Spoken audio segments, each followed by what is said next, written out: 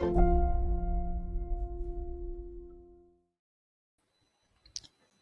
everyone, welcome to this webinar. Before we get started, can you quickly let me know if you can hear me loud and clear?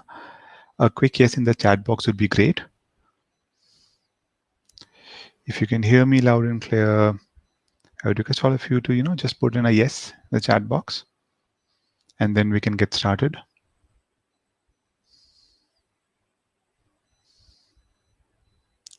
Okay, I can see people are saying yes. That's great. So welcome to this webinar, guys, on Quant, in which I'm going to talk about the 3 skills that if you master, you should be able to solve a lot of 700 level questions in 2 minutes. I think we are going to share a survey link also, so we'll wait for a minute for the survey link. Just one sec.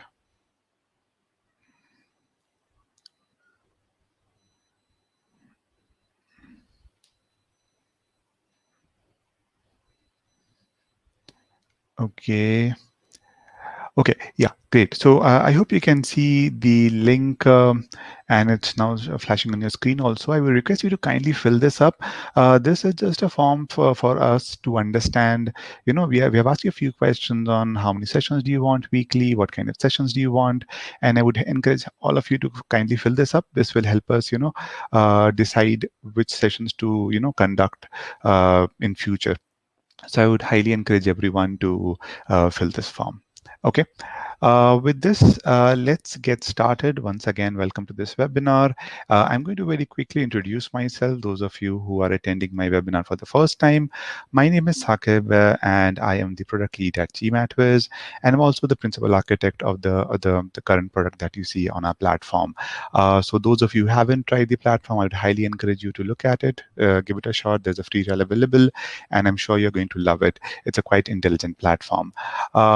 I've been in this industry for close to 10 years now, and I've, I love teaching quant. I like, taking these tests on my own also. So I've taken GMAT. I have a Q50 GMAT, and those of you from India, you might know the equivalent for GMAT is CAT. I have a 99.98 in quant section of CAT also. So that's briefly about me. Let's quickly understand how we are going to conduct this session. So the session is divided into 2 parts broadly. The first part is where I'm going to conduct the main part of the session, where I'm going to talk about the main skills that you need to look at. And I'll discuss a few questions to help you understand how you can nurture and hone those skills, and why are these skills really important. Okay, and then I'm keeping about 10 minutes at the end in case you have any questions regarding whatever we have discussed, or just in case if you have any questions related to GMAT or GMAT Quant in general. I would highly encourage you to ask me all those questions at the end of the webinar. I'll be more than happy to take them up. I can see a question in the chat box by Jaydeep. I'm going to take it later on. Don't worry. Once I give a question, I'll come back to it, and if required, I'll answer it. Okay. Don't worry about that. Also, another thing, if you're not able to post in the chat box, you need to subscribe to the channel to be able to post anything in the chat box. So just a quick reminder regarding that too. Now, I have a question for you. Those of you who have been preparing for quant, you have just started preparing for quant. Can you tell me what do you think is the major reason because of which you falter in a quant question? So if you have done your self-analysis, if you have taken any quizzes, if you have looked at all the questions that you've got incorrect, can you tell me what do you think? What are the major reasons because of which you are not able to solve a question, or you fall for a trap? And again, there's no right and wrong answers. I'm just looking for, what's your take on it, and then I'm going to tell you what do I think. Okay, Sandy says I am slow. Okay, but why do you think you're slow? What's the main reason? Monica says running out of time, self-doubt, false assumptions, skipping over details, missing small details. Okay, great points. Self-doubt, I can see another person saying self-doubt. Sandy, okay, assuming integer when it is not. Okay, now you're getting into details, but yeah, that's a part of thing like assumption. I think it's about math basics, out of touch from math, trick questions, different approaches. Okay, I think we kind of covered almost everything in some way or the other in whichever things which I wanted to talk about. See, the first and the foremost reason which I think someone mentioned here is the lack of conceptual clarity. And I know this is a very obvious one. Almost everybody knows that if you don't know the concept, you will not be able to solve a particular question. And I'm not just talking about knowing the formula. I'm also talking about, how to apply those formula, or especially for difficult questions, you need to understand how are these formulas coming, or how you can set up equations in certain difficult questions. If you don't have a good conceptual clarity, then there's a good chance you will not be able to solve question. And this goes for any kind of question, be it a 500, 600, or 700 level question. The second one, I think, is the most common one. Most common, frankly speaking, almost everybody I talk to, anybody who I'm taking a tutoring sessions, also have noticed this as one of the major problems: not reading the question stem properly. And one of the major reasons for not reading the question properly is the third one, which someone mentioned, is that too much focus on improving time. So I've seen people worrying about time a lot. They think, okay, I've been given 2 minutes per question. So when I'm starting my prep, I need to make sure that I always solve questions within 2 minutes. And that's a wrong approach. Okay. You should not, at least in your initial phase of your prep, should not focus a lot on timing aspect. There are other aspects of timing which I'm going to cover through while going through some of the questions to help you understand when to worry about time, when not to worry about time. But in any case, worrying too much about time, having any amount of self-doubt that I will not be able to solve the question within the required time limit is a problem. You will end up making mistakes. And obviously, the second one, which I mentioned, is not reading properly. And obviously, assuming something, if you're not reading properly, someone I think mentioned that you end up assuming, one such I think mentioned that you end up assuming things like it's an integer when it's not, and those kind of things happen, which ideally you need to avoid. Okay, so let's talk about how can you ensure that you can get questions correct. So I'm going to take whatever I've said in the previous slide and kind of relate to it. The first thing which I mentioned was that there was a lack of conceptual clarity, right? So the first thing is, and this is like non-negotiable, even if you're looking for a 45, 43, 47, at least the bare minimum thing that you need to have is having a solid conceptual clarity about all the topics. Here, those of you who are, in the initial phase of your prep, NP is like number properties, WP is word problem, geometry, and algebra.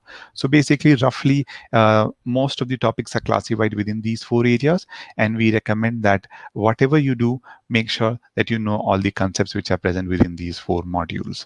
Okay. The second one is, so if you do this, at least what's going to happen is that you should be able to, in my opinion, my experience, what I've seen, you will be able to, reach a 48, 44, 45 easily with knowing most of the stuff, most of the concepts, if you have a good conceptual clarity. But the second thing which I'm going to talk about is actually the game changer. And this is what I'm going to highlight with the help of a lot of questions, that if you can master this, if you can sharpen your application skills, like if you're able to infer properly, if you don't make any wrong assumption, if you're able to simplify properly. And the third one, in fact, I would say is a really important one, which is creating cases. And this is I've been recently saying with a lot of students, especially when I'm doing DS questions, people are not able to create cases properly, because of which either they miss out a case or they assume a statement is sufficient when it might not be, and these kind of mistakes to take place.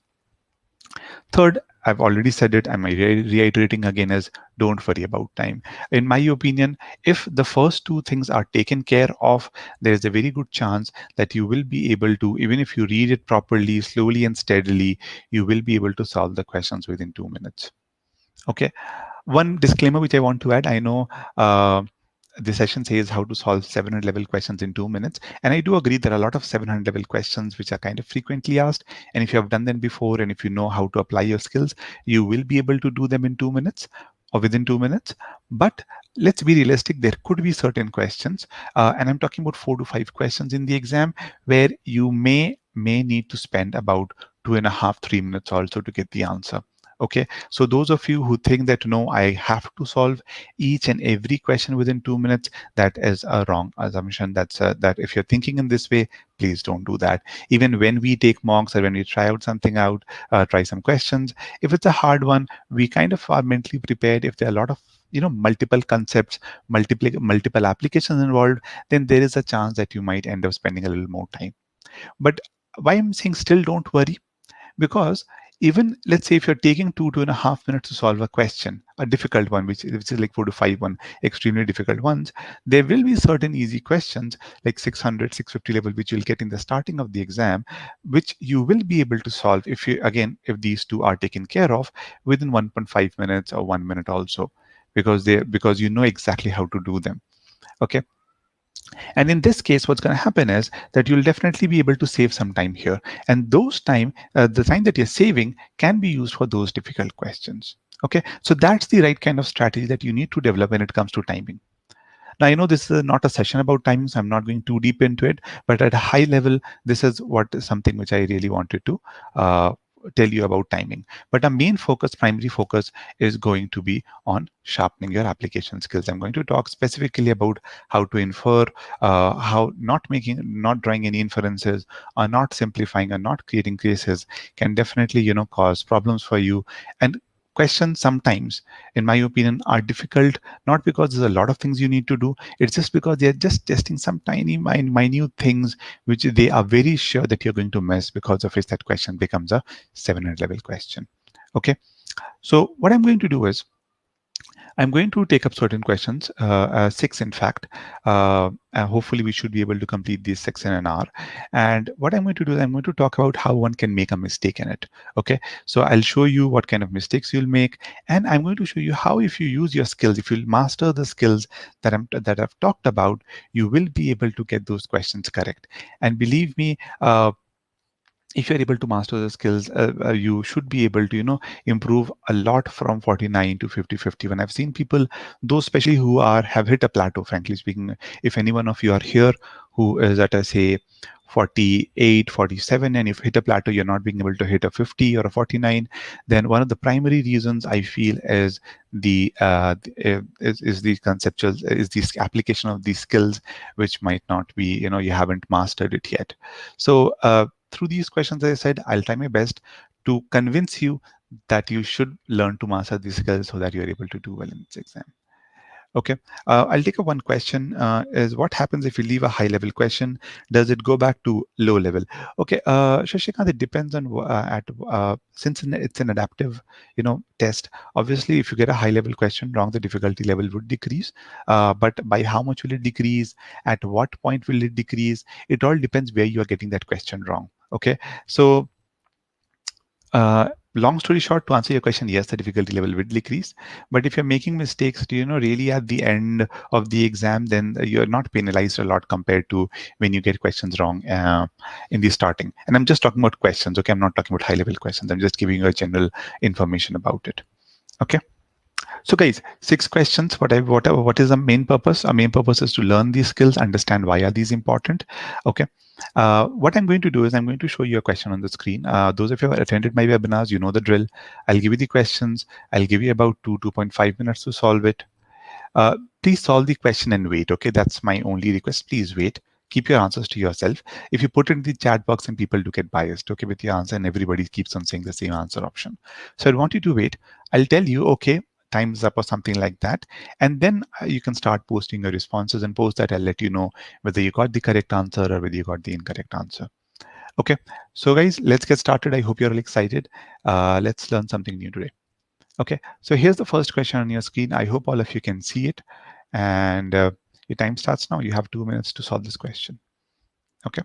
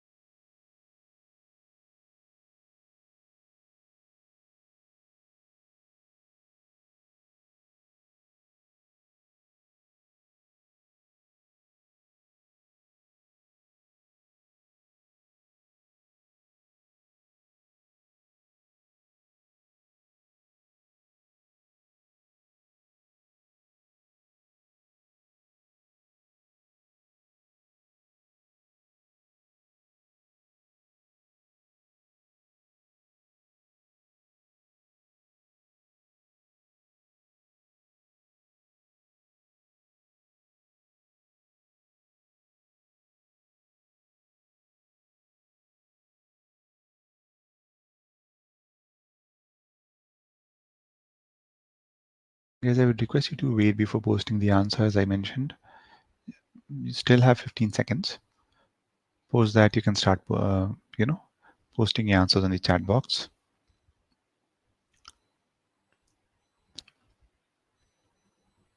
Okay, guys, those of you are done can now start posting the answer.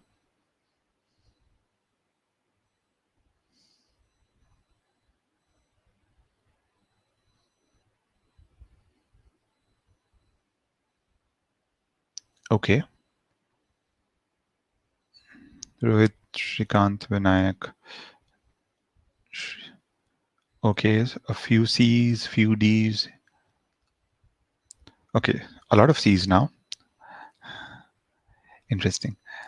Okay, so the answer, okay, one E also. Interesting. Frankly, I expected, the answer should, most of the people should be confused between these two options only. I had expected a few C's, I had expected a few D's. In fact, I expected a lot of C's, by the way. But I think it's a 50-50 split from the chat. From what I can see here, is almost half of you think it should be C, half of you think it should be D. Okay, great. So some of you have made a mistake, and I hopefully when I go explain and I talk about why you faltered, you will understand why I'm talking about the inference kind of skill and those kind of skills. Okay, so let's start the discussion. Just one sec. Okay, so and the approach that I'm going to talk about is you don't have to follow it stepwise, but there are certain things which I usually do whenever I'm solving a question. And I'm not saying this just for the sake of explaining it today. Okay, I'm saying this because these are things which I exactly write down on my piece of paper also if I'm solving a question. So if you can replicate such things, you will be able to, reduce the number of mistakes that you make. Okay, okay, Shivam, let's see if it has to be C or not. Okay. So what I do is, first of all, I jot down whatever the information that is given to me. So first information that is given to me is that Q is greater than P. So at least I'll jot this down in my piece of paper. Okay, Q is greater than P. I'll write down P is greater than -5 and Q is less than 10. Now I have a question for you, and I'm hoping that if you answer this question correctly, you'll realize where you might have faltered. Okay. Now, can anyone tell me what's the nature of P and Q in this case? Is it an integer? Is it a fraction, decimal, or is it a real number? What is it?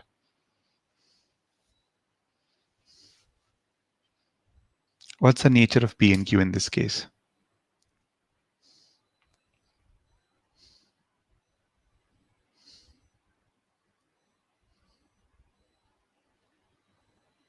Shilpa says could be anything. Shivam says integer. Shweta says real number, any natural number, not mentioned. Good. So if it is not mentioned, what should we do? It's not mentioned. That's the right point. So guys, remember, if it is not mentioned, and this is someone mentioned about assumption, right? This is one of the questions where it's a good example of assumption here. See, if nothing is mentioned about the variables, no information at all, then you should not assume it to be just integers or fraction. That's wrong. Please don't do that. Okay. If it is nothing is mentioned, then you should always infer that the number P and Q are real numbers. It could be anything. It could be 1, 2, 3, 4 positive. It could be negative -1, 2, 3, 4. It could be a fraction. It could be a decimal. Anything, everything is anything is possible. Okay. Don't fall for this trap here. By reading the word integral, don't think that okay, P and Q would be integers also. Don't think that. Okay. They're asking for the integer value of P and Q. They're not saying that P and Q are integers. That's very important. So that's why you need to read slowly, carefully. So since I've said it's a real number, okay, so what you need to do is you need to ask yourself, okay, it's a real number, is possible. So can I get an odd number out here? Can I get an odd number by adding two decimals? And the answer in this case obviously is yes. Okay, and if you're not sure, you can just try out some numbers, give it a shot, and see whether you can get an odd number or not. And here's one simple example which I've given here. So we can clearly see that if you want to, if you want to take two decimals and get an odd number, then that's possible. Okay. So I have a question. Can't we take options to solve such questions? You can take but taking options would be slightly tedious in my opinion. You take 21, then what do you try to do? You try to break them, trying to maintain all the constraints. You can do that, but according to me, it's time consuming. It's faster, to just simply look at the question stem, infer it's a real number, infer that you can add two fractions also, two decimals also to get a odd number, and then think of the number within the range that is possible. Okay, so p is greater than -5, so p can take any value. Any value, it could be negative, as such as these. It could be a positive number. Anything is possible. Okay, and q is less than 10. So it can take any value that I've written out here. It could be 9.9, it could be 9, 8, anything is possible. But our analysis is our analysis complete? Are we done? Now can we think of values, or is there any step that is missing at this point of time? I can see most of you now have understood the mistake and are giving me the right answers. So there's one analysis which is missing, which I haven't done, is the constraint part. Okay, q is greater than p. If q is greater than p, then p cannot keep on taking any values. Okay, there's a stop point.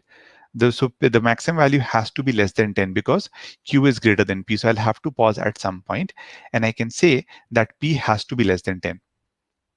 P has to be less than 10 and q is less than 10. So the value obviously of p and q has to be less than 20. So obviously E cannot be an answer that you can be sure of. Okay. Now, so if p plus q is less than 20, then obviously the value that they can take, it could be the next highest value, which is 19. And after that, you can try out any value. Post that, if you want to put some value and then check, you can do that. That's not a problem. Okay, just to see whether 19 is possible or not. I hope it's clear. The faltering point out here was that you assumed that p and q are integers. Okay, and if you do that, let me tell you what is the mistake that you would make. I in fact had a slide for this. I was assuming some of you would end up marking C, so I kept a slide here. Now some of you might have thought, okay, q can be 9. If I'm looking for the greatest possible integer value, let me take q as 9. Okay, you must have thought p is greater than -5. P is less than q, so let me take the value of p as 8. So those of you who took the value of p as 8 and q as 9, you might have added it up, got the answer as 17, and fell for the trap. Okay, so what's the learning? What's the takeaway here? What you need to understand is that you need to make the right inferences. Okay, so those of you marked option C, your concept is in place. You understand these inequalities. You know how to work with. If the question would have been an integer question, you know how to work with it. But you did not do the full analysis. You made the incorrect inference that that P and Q are integers when you didn't have to. Okay, and you did not apply the constraint properly, because of which you made a mistake. Obviously, those of you are saying A, B, E, you need to work on your concepts too. Those of you who said D, kudos to you. That's good. That's great. You are not making a mistake. You're not making any incorrect assumptions, and that's what is needed. So keep in mind, learning takeaway here is that if nothing is mentioned about the nature of the variable, please do not consider them as integers. Okay. So I hope it's clear, guys, and that there are no doubts. If there are any, please feel free to ask in the chat box. I'll be more than happy to take it up. If not, I will let's move on to the next question. Okay. Here's the next one. Same drill. I'm going to give you 2 minutes. Solve the question and wait. Once you get the answer, I'll let you know when the time's up, and then you can, start the discussion. In the meantime, if you're liking this session, I would highly encourage guys to like this video. If you're finding this useful, the more number of likes it gets, the more number of people it can reach. So I would highly encourage you to please like this webinar if you can.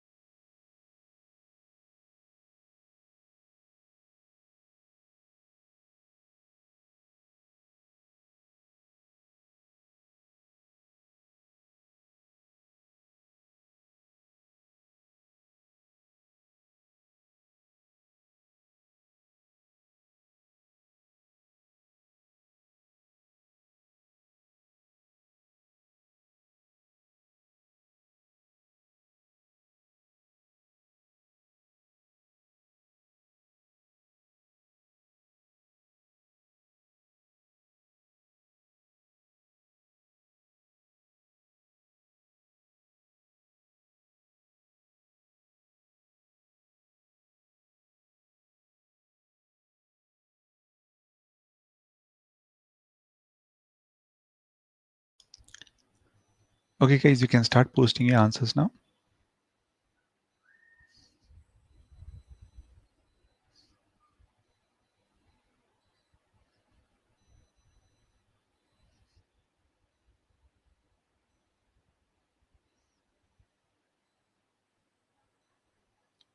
Okay, I've got 4 A's, 2 C's so far. Okay, B, another A, loads of A's I can see. Okay, a lot of you are saying B.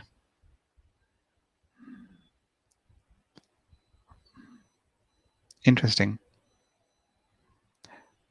Once again, guys, I expected a lot of A's, to be very honest, a lot of A's and a lot of C's, but it's a nice learning. I can see some of you are marking B also. So it would be interesting to understand what is going in your mind when you're marking B. Um, I have a feeling that you might be thinking that B is 109 maybe. Because of that, you might be thinking that B is sufficient.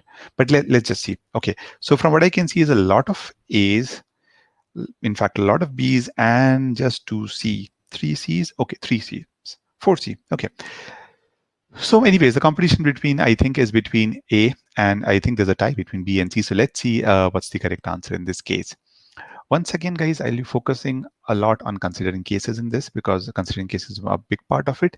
But the primary thing which I'm going to talk about in this case also is guys, the conceptual clarity, because I've seen people making mistake because of the lack of concept in this question. The question is fairly simple. Okay, it tells you that B is a positive integer greater than 1. Even that should be mentioned here. Let me write that down. Greater than 1. Okay, and we need to find if P is a factor of 108. Okay, now first thing first, we need to understand what is a factor. So tell me, if I say P is a factor of 108, what do I mean by that? Is it a number that divides 108, or is it a number which is divisible by 108? Is it A or B?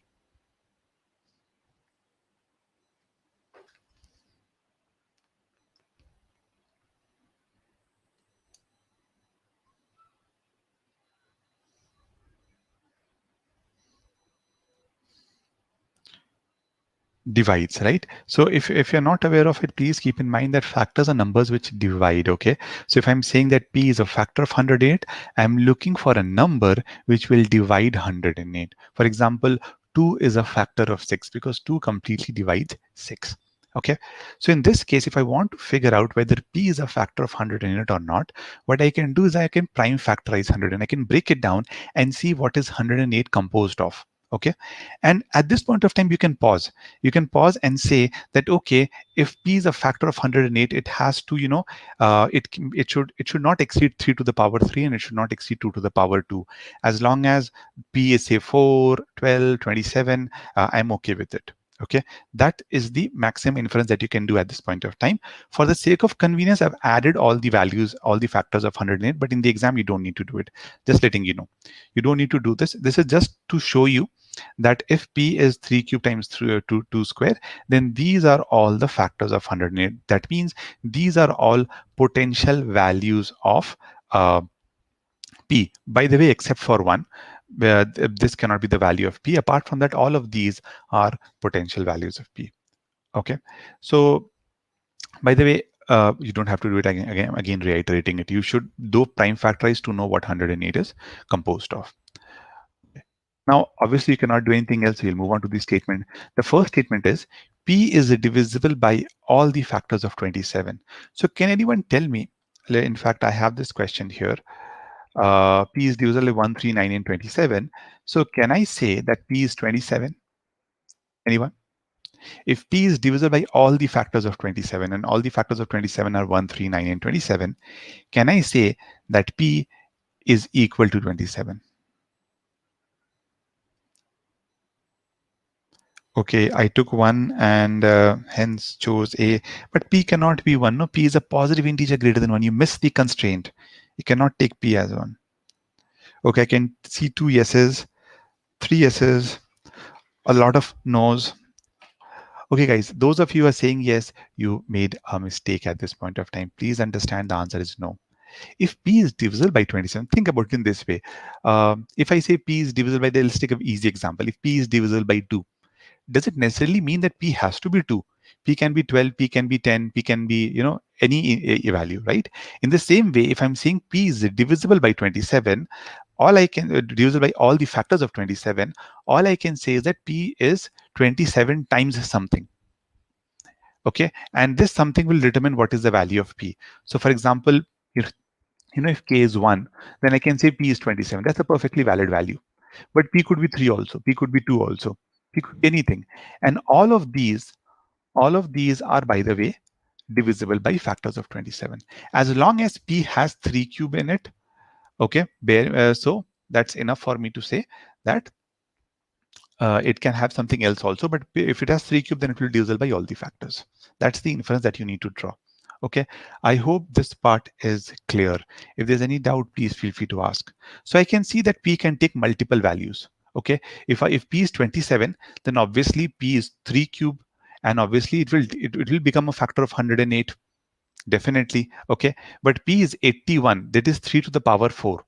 And I know that in 108 we just have 3 cube. My bad, let me write it as 3 cube. So since we have just 3 cube, if P turns out to be 3 to the power 4, then it will not be a factor of 108. So my answer in this case would be a yes. In this case, it would be a no. So I'll say this statement is not sufficient. So I hope you've understood the mistake. In this case, you forgot, some of you might have forgotten the constraint that it is greater than 1 and ended up saying A is sufficient. Some of you might have just thought that P is 27 and ended up thinking that this is sufficient without finding out the different cases. Okay, what is the pain point? If you have to write in your error log what mistake you made, you'll write, I made a conceptual mistake. I thought if something is a factor of something, then I assumed that P would be that actual value. That is not the case. That should be clearly written down in your error log so that next time you don't make a mistake like this. Okay, P can be 54 also. Okay, K can take any value. K can take 2 also. K can take any value. Okay, just to be very clear, I did not take 2 because P would, if I take 3 cube into 2, the answer is still yes. Yes, P is a factor of 100. So I deliberately took K is equal to 3 because I was looking for a no. Okay, I hope it's clear why I took K is equal to 3, but it can be 2 also. That's perfectly correct. Okay. So guys, let's move to the second statement. Second statement is also interesting. Those of you marked B, if I say 110 is divisible by P plus 1, can I say that P is 109? The value of P has to be 109. Anyone?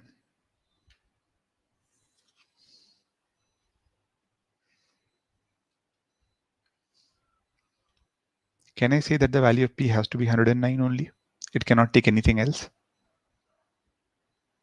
Okay, I have 2 no's, 1 yes, 3 no's, another yes. Okay, I'm assuming those of you who ended up saying marking B as the answer, you might have thought that P has to be 100, but that's not necessary. Tell me, can't the value of P be 9? Just giving you another example. It's possible, right? Can't the value of P be, say, 54? I'll show you the methodical way of solving the question, okay? But I'm just giving you examples at this point of time. So if P is 54, then you'll end up getting 110 upon 55. That still works, right? That still satisfies the condition that 110 is divisible by P plus 1. So don't make this mistake, guys. You can prime factorize 110, and you can say that the factors, if you want to find out all the factors, you can find out all the factors, because this is easier to work. There are only 8 of them. You can jot them down and say these are the possible values of factors of 110. If 110 is divisible by P plus 1, then you can infer P plus 1 is a factor of 110. We just talked about factors, a number which divide the whatever is there in the numerator. Now, we have already discussed this, that one of the cases could be, which I've already shown you, P could be 9. This is one of the cases. The other case is P could be 11. Okay. So if P is 9, it is a factor of 108, right? Because 108 is divisible by 9. But if P turns out to be 10, then 10 is not a factor. So you're getting a yes, you're getting a no. So you can say that statement 2 is also not sufficient. Okay. So I hope it's clear, guys, this part. Those of you are wondering how to get these factors very quickly, what you can do is, just giving a small way of getting these very quickly is you can write them sequentially as a product of two numbers. So you can start with 1 times 110. Then you can think, okay, what could be 2? So 2 times 55. Okay, let's take 5. So 5 times 22. 3 and 4 are not possible, so I directly jump to 5. 6, 7, 8, 9 would not work. What would work? 10 would work. So I get 10 times 11. After that, if I take 11, then again I'll get 10. So the moment you start getting the things flip, you stop.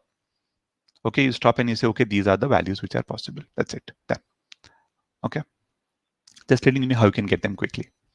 So statement 1, statement 2 did not work. Once again, we are making cases. If you miss any case, you get the answer wrong. That's why I'm saying considering cases along with good conceptual knowledge is important. Now, from statement 1, I know P is a multiple of 27. It's 27 times something. From statement 2, I know P plus 1 can take any of these values. Obviously, P cannot be this, P cannot be this. You can discard this. You can find out the possible values of P, which could be 4, 9, 10, 21, 54, 109. So from statement 2, you get this, all the possible values of P. Now, when you're combining, then you have to find a value which is 27 times something. And the only value which is possible is 54. Okay. So, and that's the only unique value. You're just getting one value. Since you're getting one value, unique value, you can say that after combining both these statements, I can answer my question. Hence, the correct answer is option C. Okay, so I hope it's clear. Any doubts, any questions, feel free to ask. I'm going to the learning and takeaway slide, but if you have any questions, feel free to ask me. See, learning and takeaway wise, you need to understand, those of you who marked A, there is some conceptual knowledge. You understand the concept of factors, but you did not consider the cases properly. Okay, you need to work on considering cases really well. Obviously, there's some scope of improvement of concept also. If that would have been 100% clear, you would have got it correct. Okay. Why I'm saying reading properly is also important because some of you might have missed the constraint which was there, greater than 1, and you might have considered multiple cases because of which you might have got it wrong. Okay. Those of you who mark the answer C again, once again, really good. This is a good question, good trap. Uh, so long story short, keep in mind to read carefully, to avoid unnecessary mistakes, make your conceptual knowledge so strong that you're able to identify these small, tiny, small things which are set as trap in such DS questions. Okay.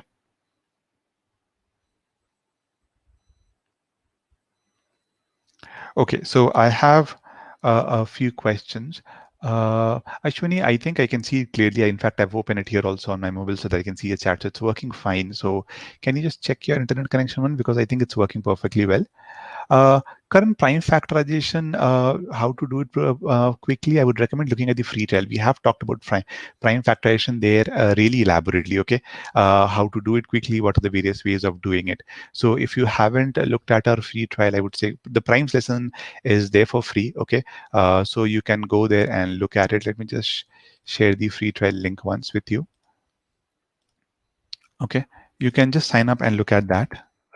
Sharing it here. Just one sec. Okay, so you can use this link, just sign up and go through the Primes video lesson, very clearly explained, very elaborately explained all about prime factorization.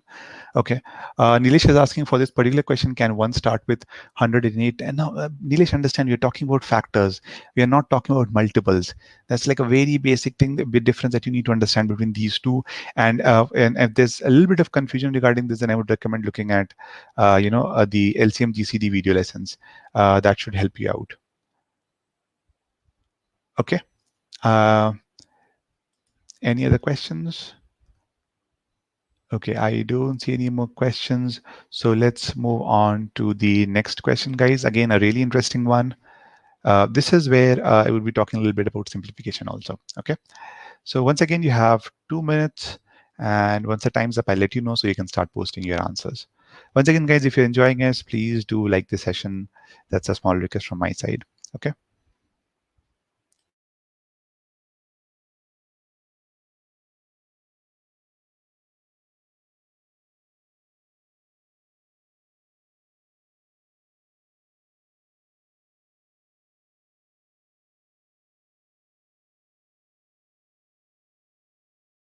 Ashwini, I'm not sure why you're saying it's not, nothing's visible. Can you just,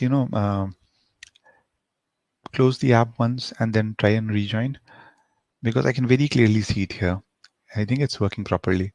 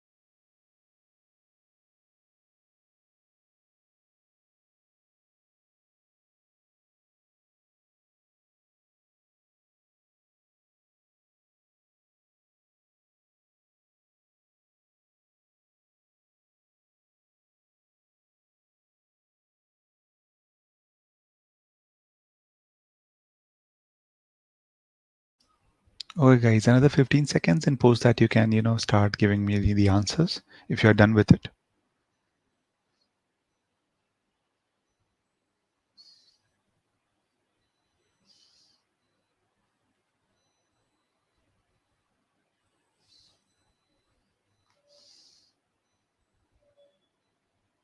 Okay,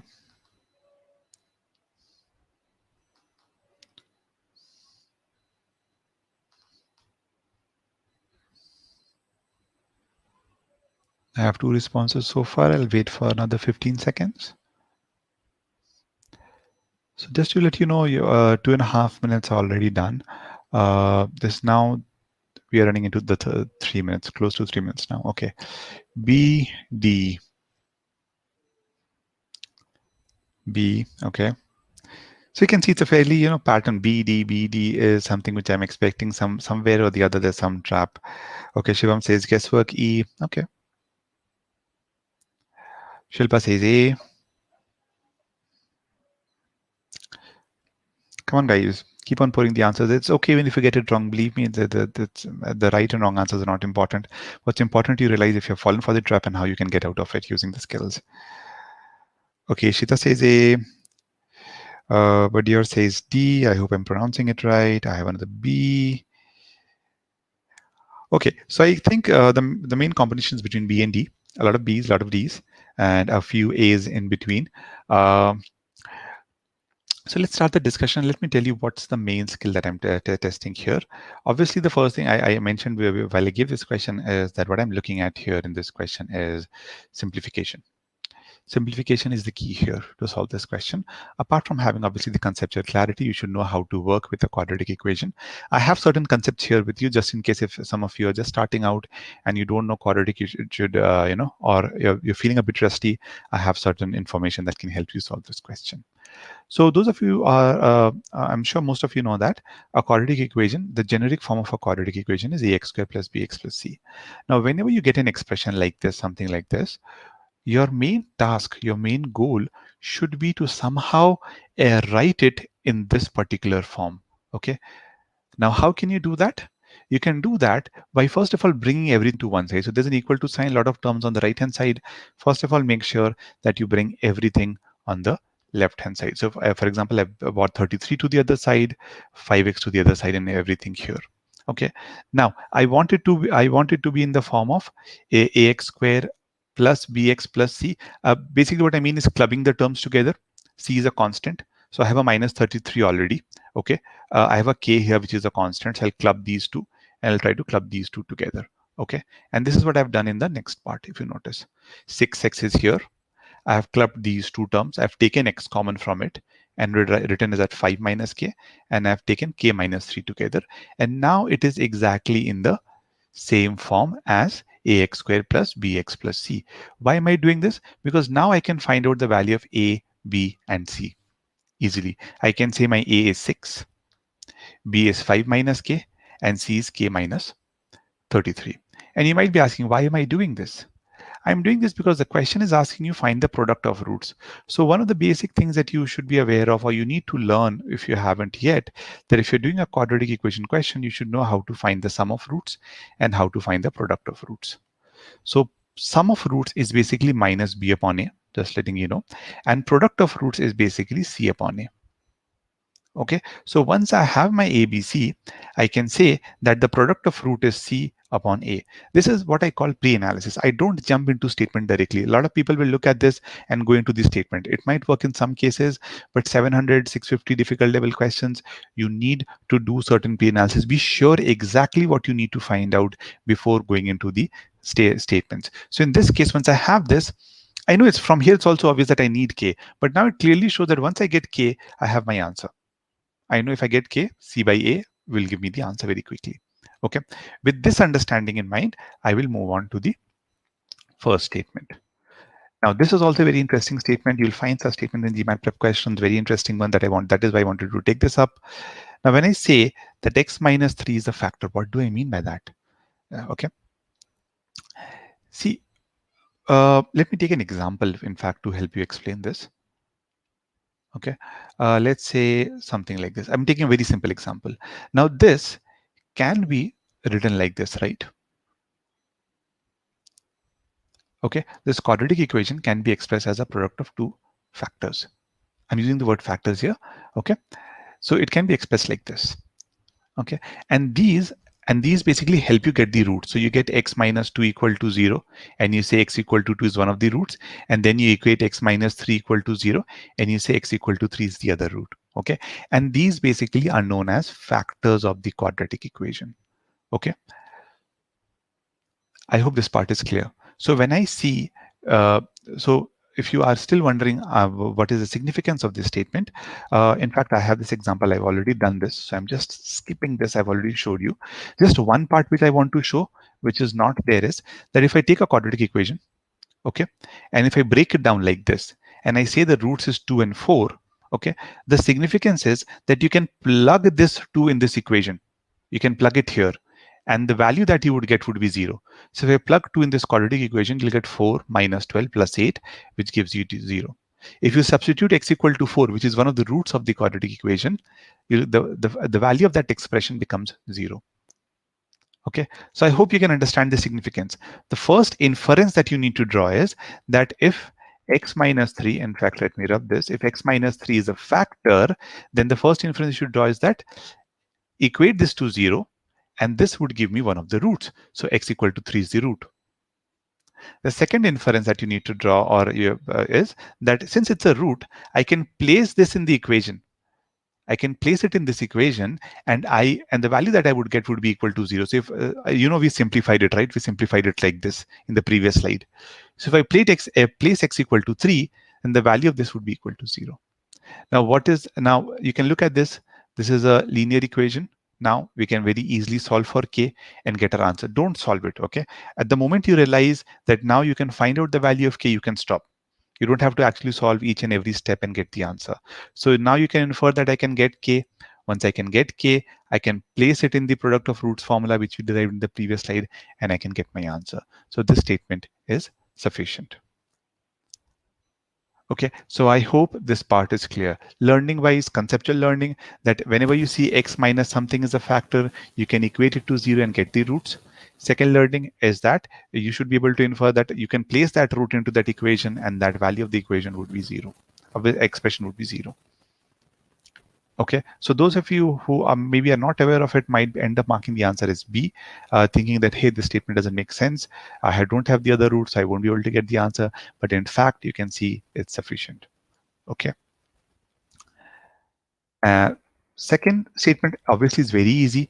Remember, we did, I just told you sum of roots minus b by a, and we had simplified this expression. We simplified it and wrote it as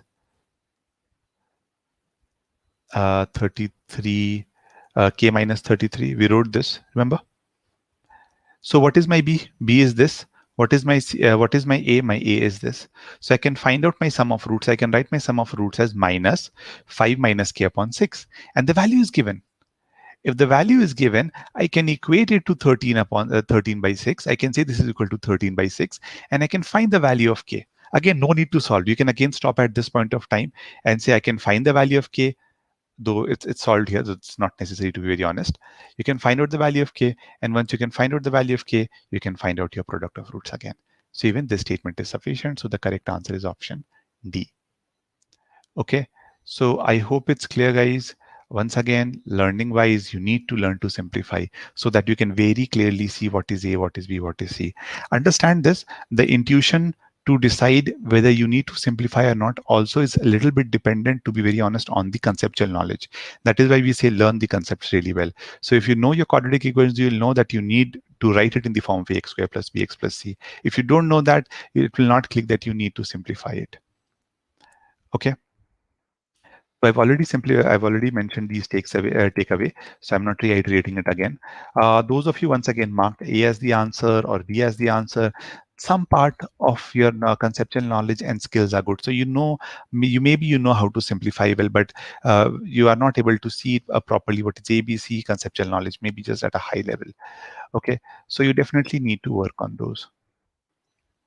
Sharik, you need to, if you haven't done the quadratic video lessons, you need to go through the quadratic video lessons once. Unfortunately, that's not there in a free trial. Otherwise, I would have told you to use a free trial. But this belongs to the quadratic equation concept. If you want to go through them, you can definitely go through it. Okay. With this, I would also like to make a very brief announcement. This is something that we've already started from the 21st of August, but I thought it makes sense for me to let you know that we have started our crash course sessions. These are basically live sessions that we conduct, and this is complementary with the course that we do. So anybody who is starting your prep, who's looking, for guidance, full-fledged guidance, or you want to attend live sessions in small batches where we do questions like this, where I tell you where you need to focus on, then I would highly recommend looking at these crash course session. I am sharing the link here, and I'm showing it here also, if just in case if you want to look at it. Yeah, and I would highly recommend you do that, especially if you're starting your prep. And just in case if you want to talk to us before deciding whether this makes sense for you or not, then I'm also sharing my Calendly link. Kindly use this to book a session with us, and we can talk about it, how GMAT Quiz can help you use GMAT. Okay, or in general also, if you need to know anything about GMAT, how we can help, feel free to book a session with us using this Calendly link. Okay, with this, guys, let's move on to the, we're almost halfway through. Let's move on to the fourth question. Again, an interesting one, loads of learning in this one too. Okay.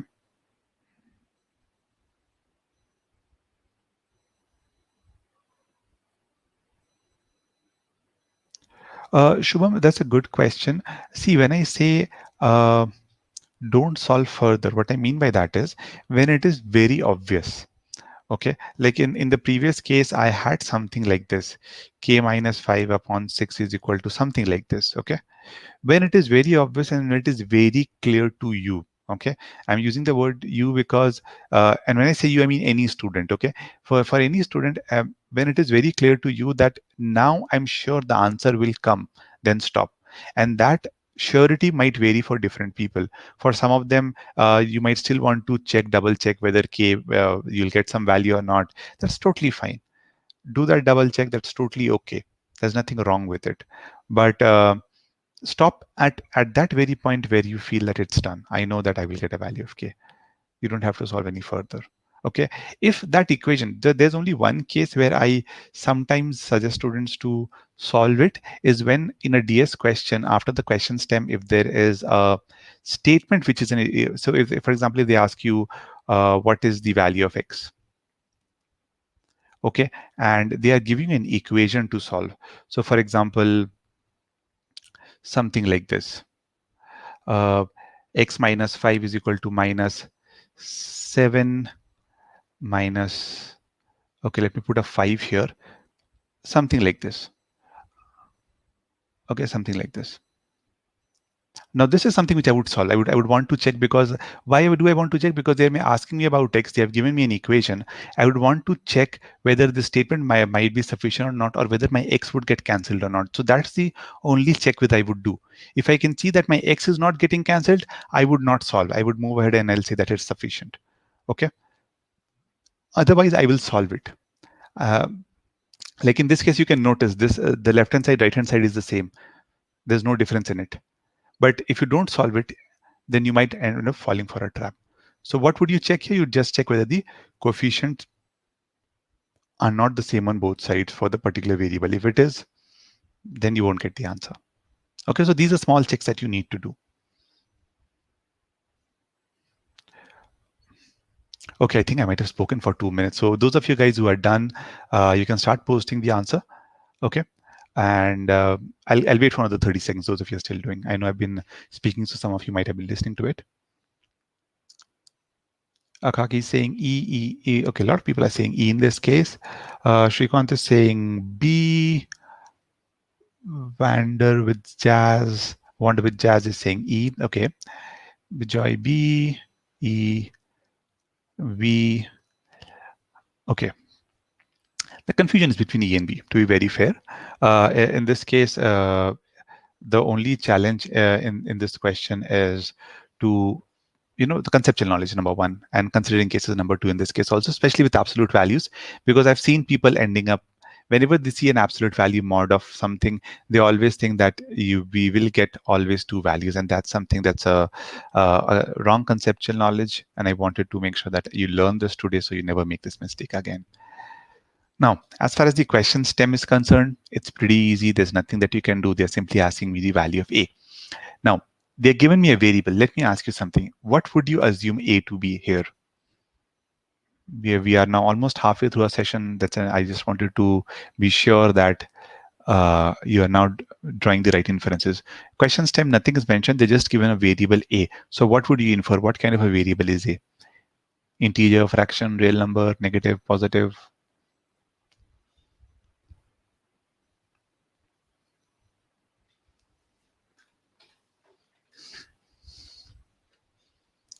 Real number. Good. Real number. Very good. So it can be it has to be a real number because nothing is mentioned. Those of you are saying integer, please remember that it's not an integer. Unless and until it is not mentioned, don't assume that it will be an integer. Okay. So I'll simply say A is a real number. Okay, since no information is given. Now, the statement that is given to you is a square minus 4 is less than 0.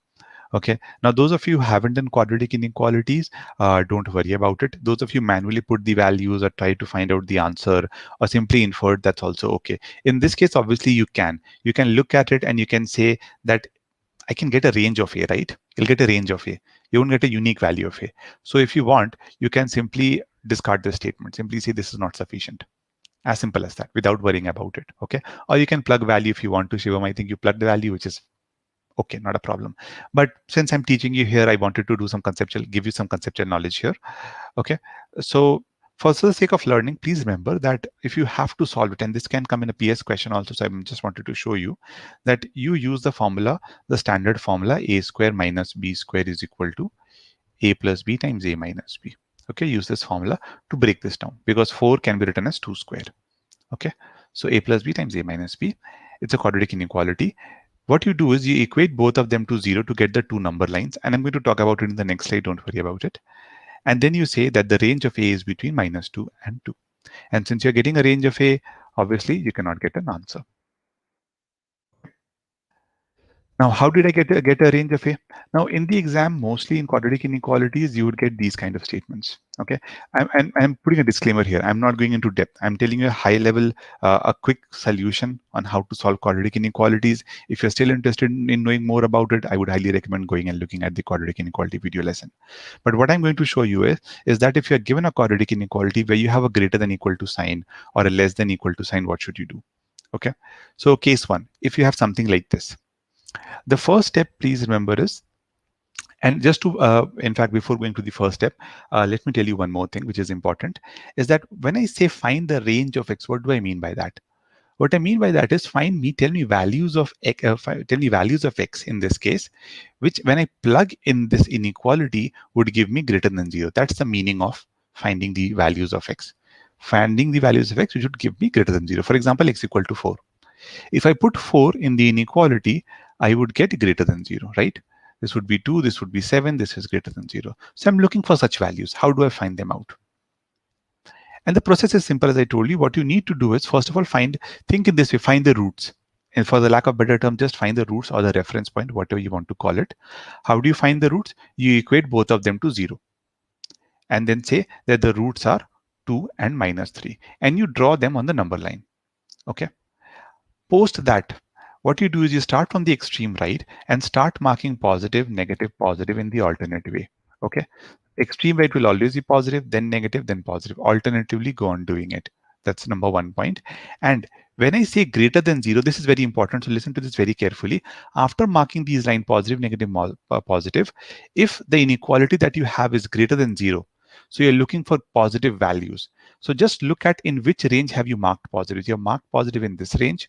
You have marked positive in this range. So you'll say that the range of x is greater than 2 and less than 3. Okay. So I hope the process is clear. You just find out the roots, mark them on the number line. I'm again showing it to you. Start from the extreme right, positive, negative, positive. Look at the sign. It is greater than 0. So just take the positive range, whatever comes in the range out here. That's it. Okay. I'll show you two more. So after that, I hope it would be clear. So if it is less than 0, you could have a less than 0 also. Less than 0 means you're looking for a negative value. Okay. But the step doesn't change. You still find out the reference point. You equate this to 0 and you get x minus 7 equal to 0 or x equal to 7 or x equal to 0.5. You draw them on the number line. Okay. Again, start from the extreme right, mark this. Okay. What are you looking for here? You're looking for less than 0, right? We're looking for less than 0. So what we'll do is, in fact, let me ask you this question. What would be the range in this case? Can anyone tell me? Should I take the range as this part? I'm drawing it separately.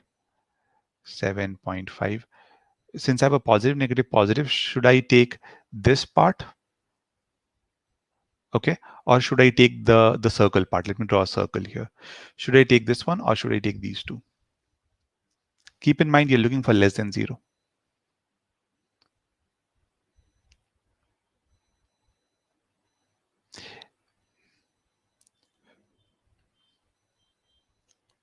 Circle part, very good. So basically 0.5 to 0.7 not included. Very good. I did by mistake draw the full circle. It should be an empty circle.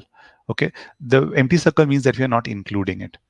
So basically the range in this case, since we're looking for a negative region, would be this part, 0.5 to 7. Okay. So it's that easy. Okay, if you get these kind of questions, you can do very quickly. And even if it is not a quadratic equation, let's say if you have something like a cubic equation, 3 of them, 3 factors, process does not change. Simply find the roots or reference point. Just equate all of them to 0. Get the 3 reference point. Draw the number line. Okay. Again, mark positive, negative, positive, negative. Now, can anyone tell me what would be the range? Shilpa, I'm doing this for this one. If you have, I hope when I'm doing for this one, it should be clear. Shilpa, keep in mind that process is simple. You know how to find out the roots, right? So find out the roots. You equate these to 0 and find out the 3 roots. Root part, I hope it's not a problem.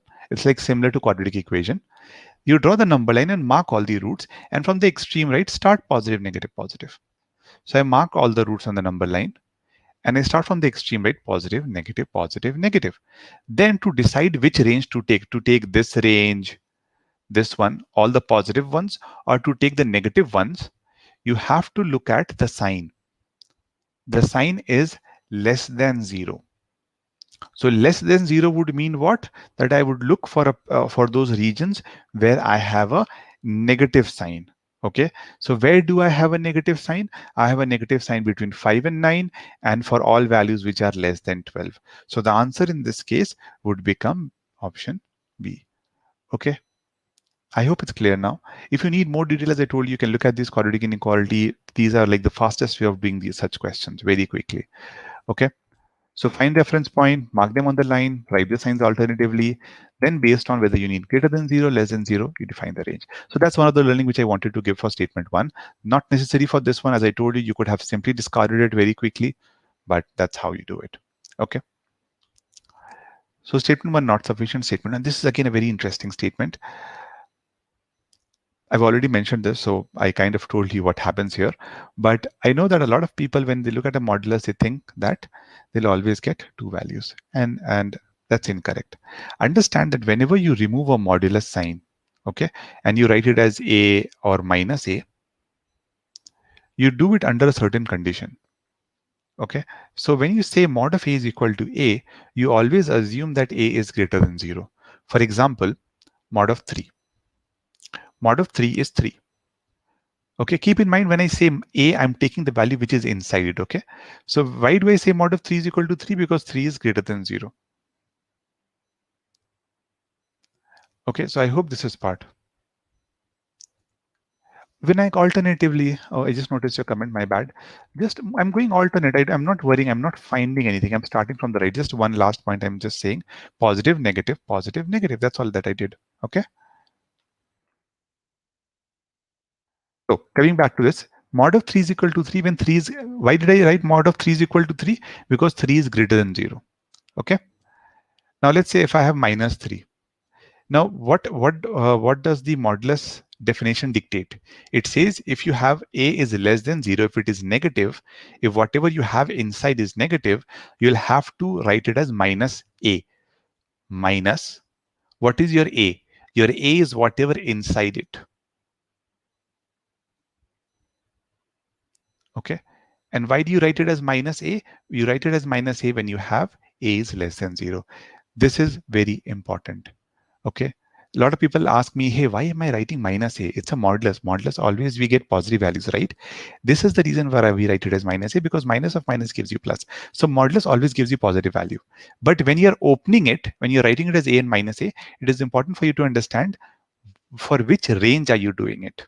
Okay. And when I show you the solution, you'll understand more why I'm saying this. Okay. So let's say if A is, so for first of all, let me assume A is greater than 0. Okay. So if A is greater than 0, I'll write mod of A as simply A, and I will solve it. And I'll get the result. A is minus 7 by 4. Now look at my definition that I've given on top. I'm opening it assuming that A is greater than 0. So the value that you should get here should also be greater than 0. If it is not greater than 0, then you can discard this. I see a lot of people plugging in and checking. You don't have to. Don't plug and check. This is like the fastest way to figure it out. When you're opening it, ask yourself, why did I open it? I opened it assuming that A is greater than 0. The result that I'm getting is minus 7 by 4. It's not greater than 0. So A cannot be greater than 0. I'll discard this case. We'll go to case 2. A is less than 0. So A less than 0 means minus A. There's a minus A, by the way, if you cannot see. Okay. You'll get minus 6 equal to 7, or A is equal to minus. Now, this is fine. You opened it assuming that A would be less than 0. And the result that you're getting is also less than 0. That means this solution is valid. So A is equal to minus 7 by 6 satisfies this equation. And we are getting a unique value here, just one value. That is why this statement would be sufficient. Any questions here, guys? Please feel free to ask. A lot of learning in this question, as usual. I've taught you how to solve quadratic inequalities, how to take cases, and this is like very important case creation case. Shubham, you can solve using graphical transformation also if you're interested in doing it. There's nothing wrong with it. You can take the origin and then go plus 5a by 7 minus 5a by 7. Not a problem. Okay. Sam, yes, we will get two values, but one of the values is not correct, is not valid, because you opened it for A is greater than 0 and you're getting less than 0. So you'll not take this as a case. So again, those of you who ended up marking A are your answer. You need to work on your conceptual clarity also. In this case, I would say almost everyone needs to work on the conceptual clarity because modulus is very important. Those of you especially marked A needs to think in this way also. Even if you don't know quadratic inequality in the exam environment, even if you don't know a concept, you should try and plug in values if you need to check what kind of values can satisfy and discard it. So ideally, A is something that you shouldn't have said. Okay. Shilpa, there are various names for this. Some people call quadratic number line method as wavy line method also. And absolute values has just a number line method. It's simply known as number line method, nothing else. Okay. But quadratic inequality, the number line which I show, sometimes also known as wavy line method. I don't draw those waves because I think if people get confused, I simply call it number line method. That's it. Okay. Learning wise, please keep in mind if absolute value is given, don't think that two solutions are possible. Take 30 seconds, solve, confirm the answer using the range. Don't plug it and check. No need to. If you check the range, you can very quickly decide whether you need to discard that option or not. Yeah, that was the trap. I know. That's okay. But hopefully now you'll never make this mistake ever again. Okay. Okay, guys, let's go to the fifth question.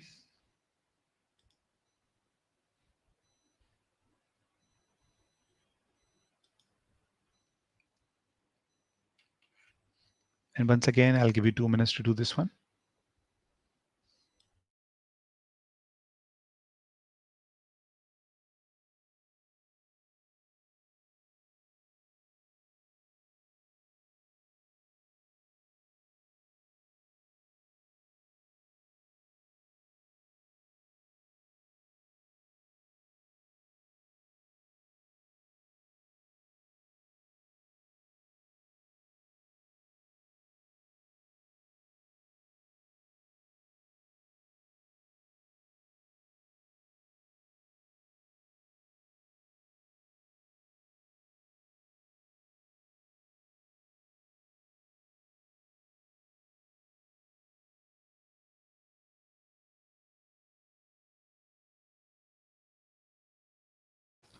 Shashikan, don't think in that way. Otherwise, you'll make a mistake. See, A and minus A. Okay, you've removed it. Okay, just notice that you retracted your comment. Okay, that's fine. Guys, please pause. There's just 1 minute has passed. Please wait for another minute. In fact, please wait for another 30 seconds, I would say. Then you can start posting your answers. Please wait. Guys, please wait. Please wait. If you can remove your answer options, please don't bias people. Wait for some time. Just 30 more seconds and then you can start posting your answers.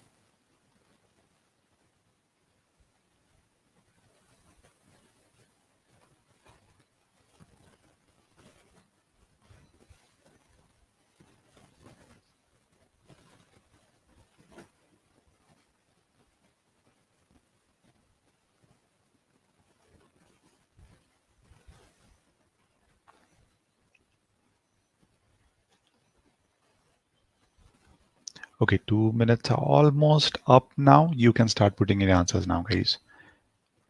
If you're done, you can start putting your answers.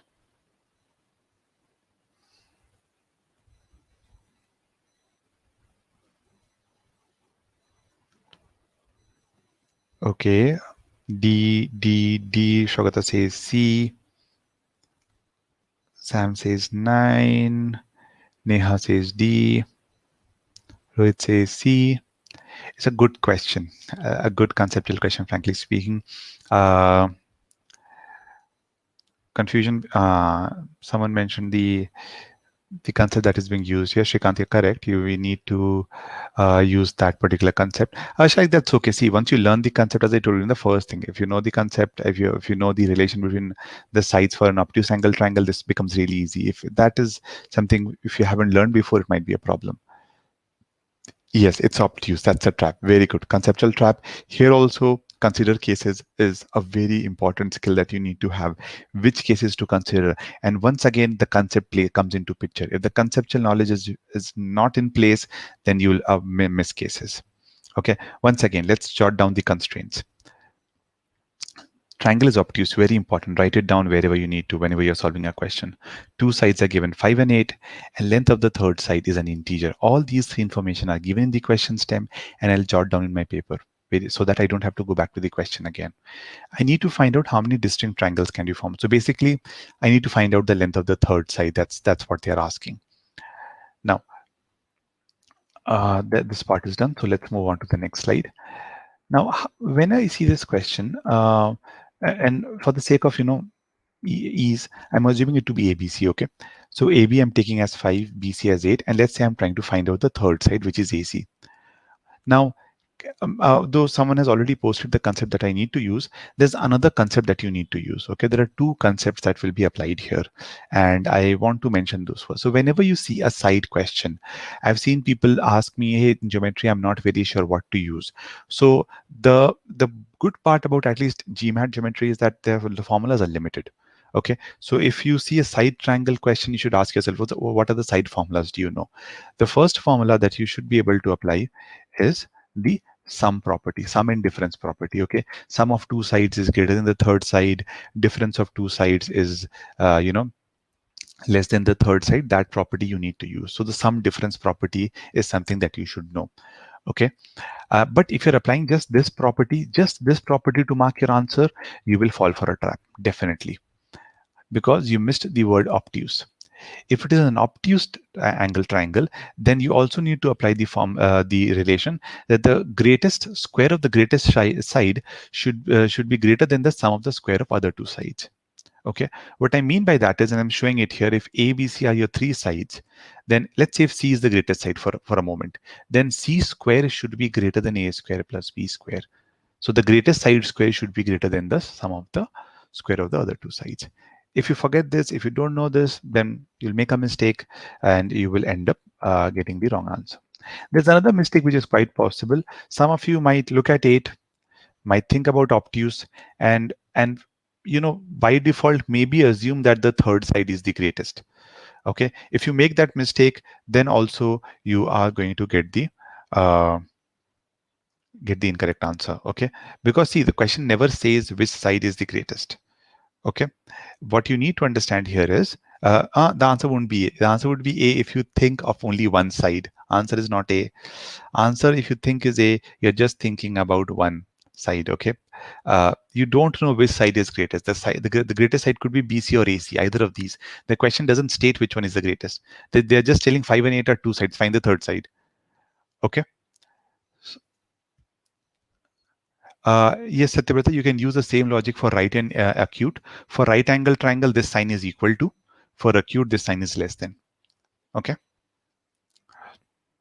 So one other mistake is possible. Some of you might mark the answer as A, thinking that AC is the greatest side. If you do that, you'll get your answer as 3, which is incorrect. Okay. So first of all, I'm using the sum property. I can say sum of two sides is greater than the third side. I'll take 8 plus 5 and write it as greater than AC, so which gives me AC is less than 13. Okay. And difference of two side is also less than the third side. You can apply the same property. I've written it slightly differently, but the main point you need to understand is that AC would be less than the sum of two sides, and AC would be greater than the difference of two sides. So you get the range. Now, one chance of mistake is that if you've forgotten, as I told you about obtuse angle triangle, you'll keep on marking the answer as D, which a lot of few people did, but I hope now you understand why it is incorrect. Okay. The other mistake which I'll talk about now is that let's say you assume BC or one of the sides as the largest side. Now, if I assume BC to be the largest side, okay, and I'm writing down this here for reference, might be needed. Okay, so if BC is the greatest side, then 8 square should be greater than 5 square plus AC square. Okay, and from here you can take 5 to the other side, subtract it, and get AC square is less than 39, or AC, since an AC is an integer, you can say AC is less than equal to 6. So the value of AC is less than equal to 6 in this case. Now, once again, you can make a mistake. If you forget about this, if you just look at this, if you just look at obtuse, you did not find out this, you might end up marking the answer as C also, which is, by the way, the correct answer, but you will get it correct because of the wrong reason. Okay. A is less than 6. And from here, we already know that A is between 3 and 13. So the values that are possible are 4, 5, and 6, because AC has to be greater than 3 also. It has to be less than equal to 6 also. So I would say the value that are possible are greater than 3 is 4, 5, and 6. So 3 possible values. Is this part clear? Shilpa, D is wrong because when I consider just because D gives me 9 values, all those 9 values are not necessarily all the triangles that will be formed. All of them are not necessarily obtuse angle triangle. Okay, so here when you're getting 9, let's go back here. 9 value gives me all values possible, all triangles. 9, these all 9 are valid triangles. But I am interested in a specific kind of triangle, which is obtuse angle triangle. Okay, so 4, 5, 6 works. And I'll show you why the other doesn't work. Don't worry about it. I hope this part is clear, everyone. Now you'll have to take the second case where AC is the largest side. If you take AC as the largest side, then you write AC is greater than 8 square plus 5 square. AC square is greater than 89, and AC square is, obviously it's an integer. So the highest value, next highest integer value above 89 is 100 square, AC square. So AC would be greater than equal to 10. Once again, remember the range. Okay. Obtuse, read properly, obtuse. Shilpa, please read this. What we got were 9 any triangles, not obtuse triangles. Okay. So A is greater than 10. Obviously, if you just think about A greater than 10, you might end up marking E. Thankfully, I don't think anybody marked E. So that's fine. Now, you need to combine both of them. So AC should be greater than equal to 10 and should be less than 13. So the values are 10, 11, 12. So another 3 possible values. So these are your 6 possible values that are there. Now, Shilpa, keep in mind the values that are available, like the ones that we are not considering, for example, 7, 8, 9, we cannot take these. We cannot take these because these will not give us obtuse angle triangles. Okay. I hope this part is clear.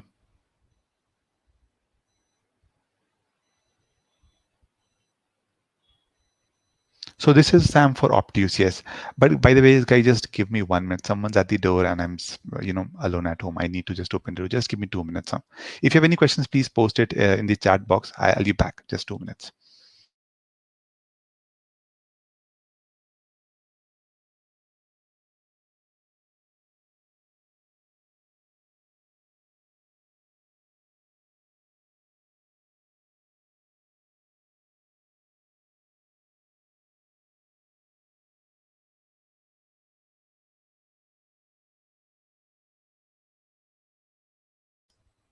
Okay, guys, I'm back. Okay, so the confusion is still there. Okay, no problem, Shilpa. Sam, I'll take your questions also very quickly. Think in this way. What values am I discarding? I'm discarding a value which is 7, right?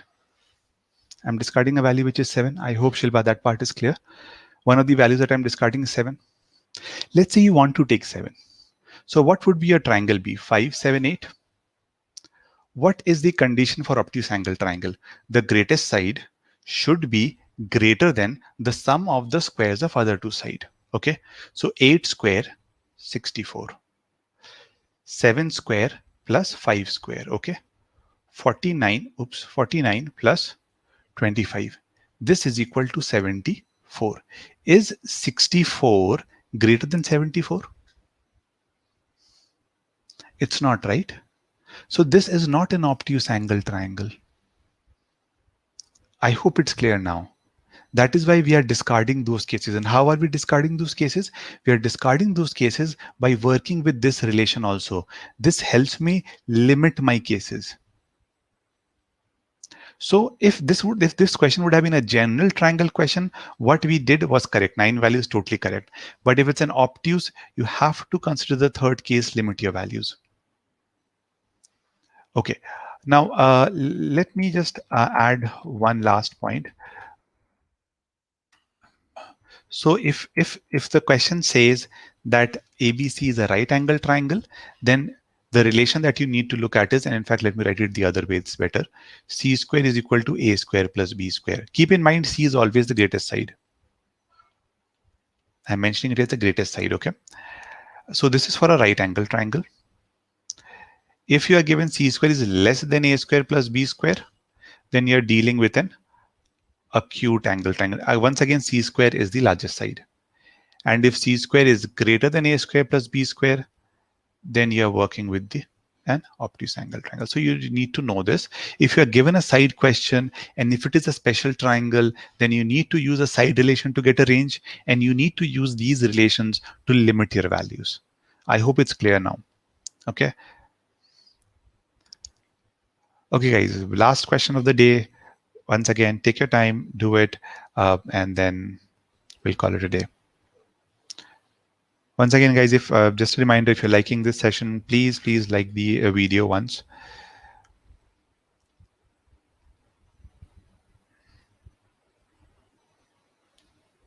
I hope you're finding this insightful.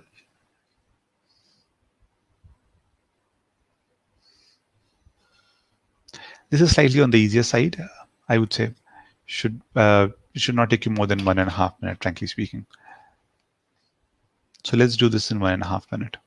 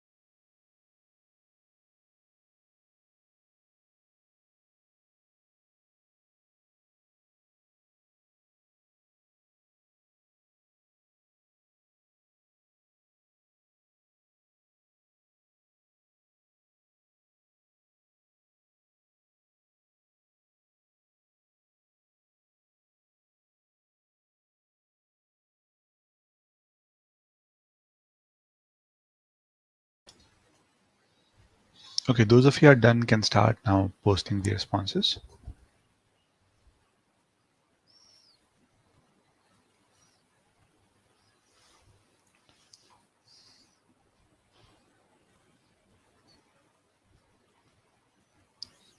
Okay, loads of A's, 2 E's, A, E.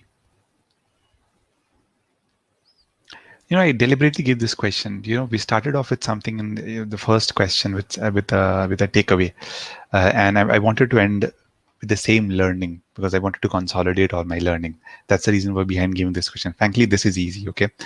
But I can see still a lot of you have fell for the trap. In fact, I think only 3 of you have got the correct answer. 3 of you. Okay.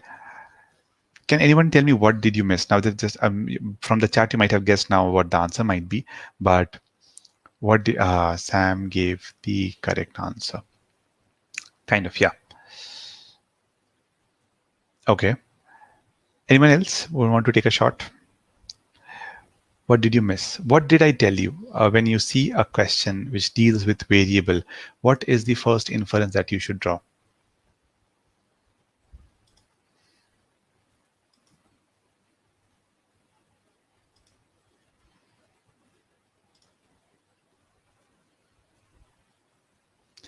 Yeah, you forgot about it because you were thinking about integers. Always remember divisibility. It doesn't necessarily has to be an integer only. Okay. X square could be say 1.96. If you think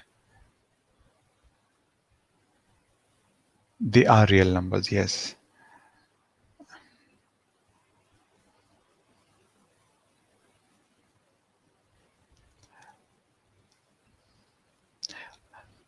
Of course, then they would not ask, yeah, obviously, because then we don't know which side. But the question is, how many triangles can be formed? Okay.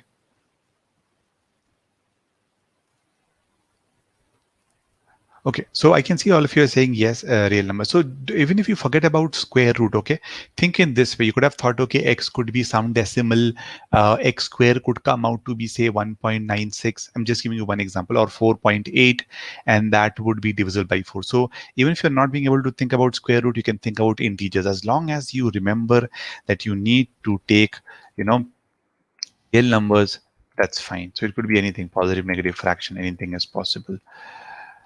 Okay. Post that the question is easy. See, but before going to the second statement, there's one more thing which I want to mention is I've seen people make this mistake also. So I want to just very quickly clarify it. When you see x into y is an even number, a lot of people are focusing and trying to figure out both and making sure that both of them are even. Don't do that. In fact, I can see Shubham has mentioned the right thing. The inference that you should draw is that if the product of two numbers is even, then there are various ways that are possible. One of the ways is that one of them is even, the other one is odd. Okay, and I'm saying this from the perspective of just integers. Okay, the both of if both of them are odd, then obviously you won't get an even number, and x or y or both could be fractions. So all of these scenarios are possible. Just keep in mind. Okay. Also, obviously, both of them can be even. But when I'm drawing my inference, I would say in this way: if integers, I would write it in this way: if integers, at least one needs to be even for the answer to be yes. Okay. The answer would be no if both odd.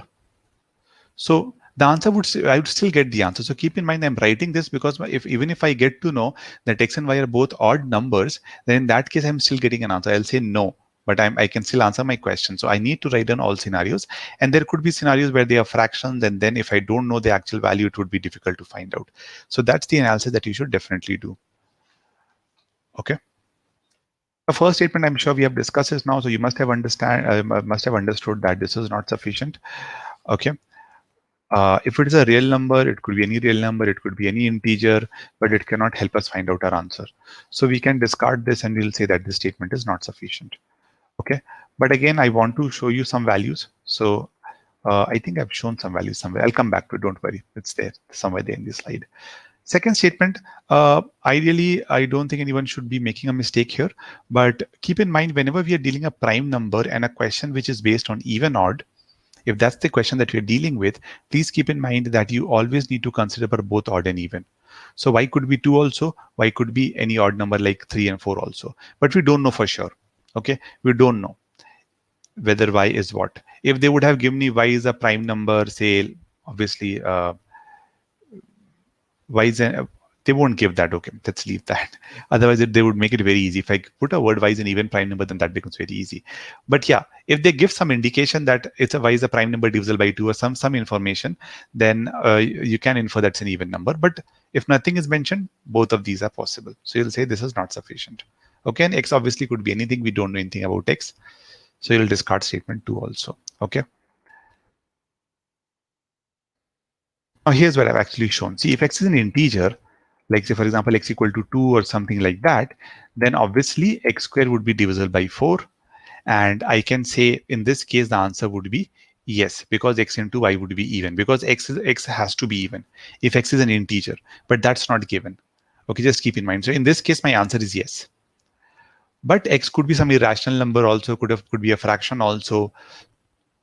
X could be root 8, right? If you do x square, you'll get 8. 8 is divisible by 4. But x into y is neither even neither odd. You don't know that. And the question nowhere indicates whether y is, x is an integer. Nothing given. If they would have given me x is an integer somewhere, that information would have been given. Then this statement would have become sufficient. So notice even after combining, we cannot get our answer. And since we cannot get our answer, the correct answer in this case is going to be option E.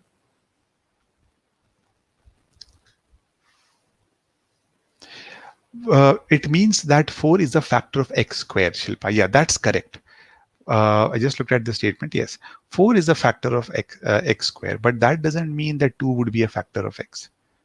Okay, 4 is a factor, definitely. And factor, I would still not say factor, because when I say factor, I always deal with integers. So in this case, I would not say anything. Okay, I would not say anything at all. Okay, Shilpa, that's like you need to know the definition of rational, irrational. Rational numbers are those. First of all, understand rational numbers.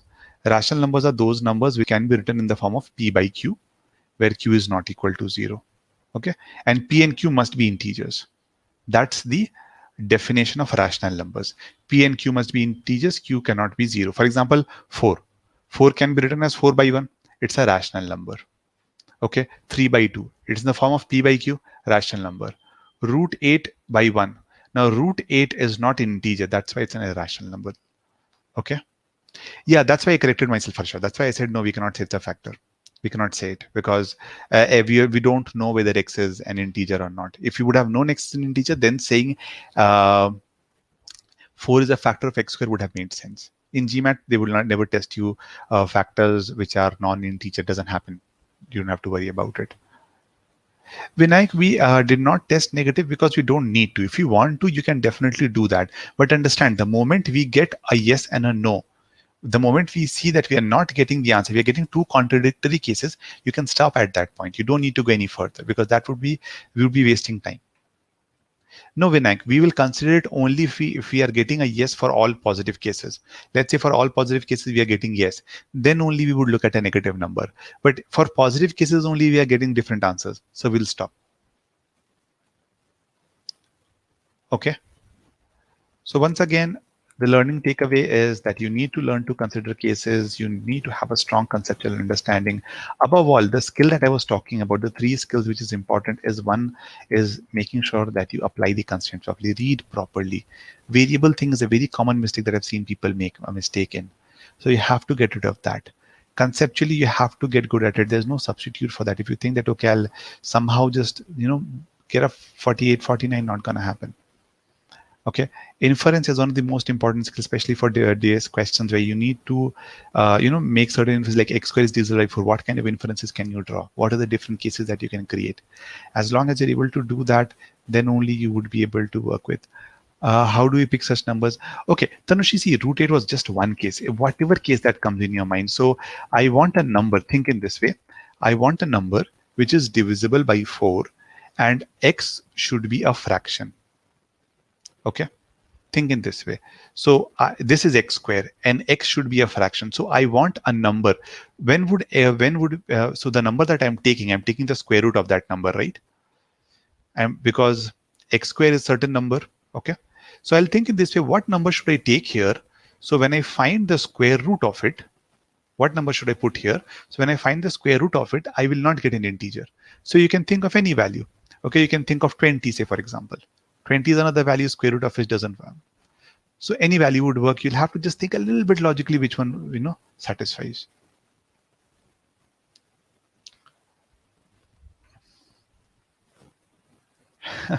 But I hope Akaki, you will be able to avoid these traps in future and not fall for such traps again. Okay, please keep in mind these are very common traps. If you require, go through these lessons again, make a note of all the learnings and keep it handy with you whenever you're doing any test or any quizzes. You can go through them. These are like universal learnings that I've talked about, can help you for any question that you're doing. Okay.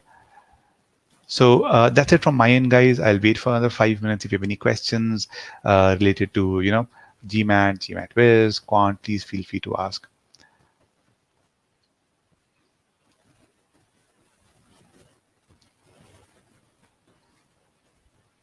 Shubham, even if x is divisible by 2, let's say hypothetically we get a value which is divisible by 2. Let's take that case, okay? But for an even number, I need the x to be an even number. I need it to be an integer. Just letting you know. Yes, Akaki, we provide both quant and verbal, both learnings provided at our place. In fact, there are a lot of verbal webinars also that you can look at. People have liked it a lot on GMAT Club. Just use, search for GMAT videos, verbal videos if you want to look at it. And if you want to, as I told you guys, if anybody is interested in exploring our offerings, we do offer both on a free trial. We provide both these a few lessons of both quant and verbal, so you can take a look at it if you're interested.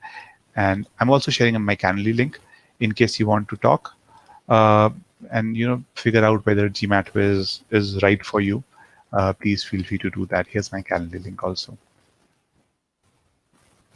Okay, I hope you should be able to see it. Any other questions? Tanush, I would say write to support@gmatwiz.com with your request, and they should be able to help you with that, Tanush. I'm just posting the email ID. You can see the email ID on the screen. Just write to them. They'll help you out. Okay. Hi. Generally, I struggle with harder questions. Could you? Okay. So you're just looking for a question bank. Frankly, you'll have to pay for it for any question banks. For example, GMAT Club question banks are there. We also have a question bank, but we provide it with a quant course. Okay. So if you're just looking for a question bank and not the course or the mentorship, because we do provide mentorships also, just to let you know, this is for everybody. The course that you buy, GMAT prep course, especially if you're buying a quant plus verbal, then you would get a mentor also along with this. So the mentor who would guide you and tell you whether you're going in the right direction or not. So that's something that you can definitely leverage. But coming back to your question, in that case, I would recommend taking GMAT Club mocks. There are a lot of questions out there, and that should be more than enough for you to practice. They have some really good questions if you're just looking for a question bank. Okay.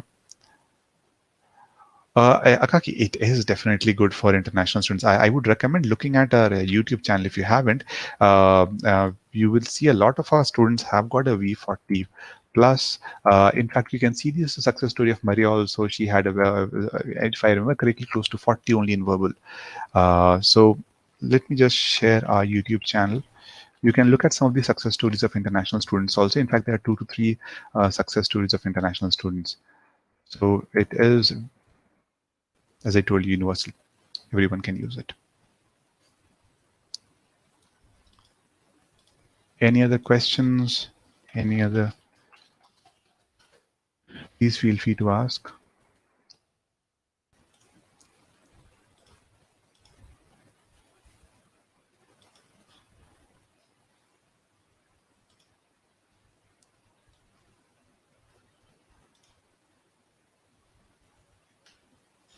Okay, more questions?